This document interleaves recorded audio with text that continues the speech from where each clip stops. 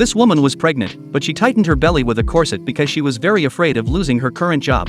Chami had a rich family background, but since she married poor Peter against her parents' wishes, they cut ties with her. She then had to live frugally, even making a baby bed by herself. For money and for the baby, she could not afford to lose this job. Even though she tried her best to hide it, her pregnancy was discovered. Luckily, she was allowed to keep working. Chami felt grateful and took even more care of each pregnant woman, but hormones still made her irritable and short-tempered. Fortunately, her colleagues understood her, tolerated her moods, and helped her share the workload. One day, after delivering a baby, Chami felt a sharp pain in her abdomen. She endured it for a while, but the contractions became stronger and more frequent. She told Jenny about it. Everyone quickly became busy and gathered around Chami, worried about her. Peter waited outside, anxious and restless. Chami was in tears from the pain. Suddenly, she felt her water break.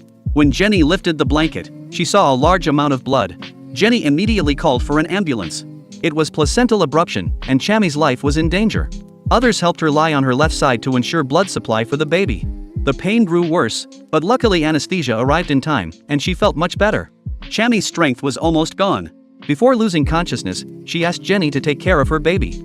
After what seemed like a long time, the ambulance finally arrived.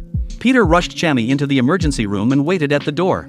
Her colleagues were also deeply worried, and in that moment, they understood how other families felt. Bad news came quickly.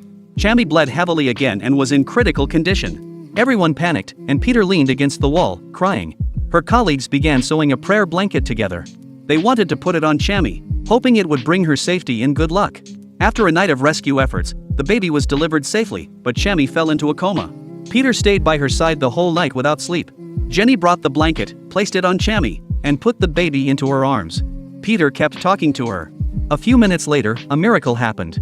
Chami opened her eyes and greeted her baby. 1 month later, Chami was discharged safely. She named the baby Miracle to thank everyone who had helped her.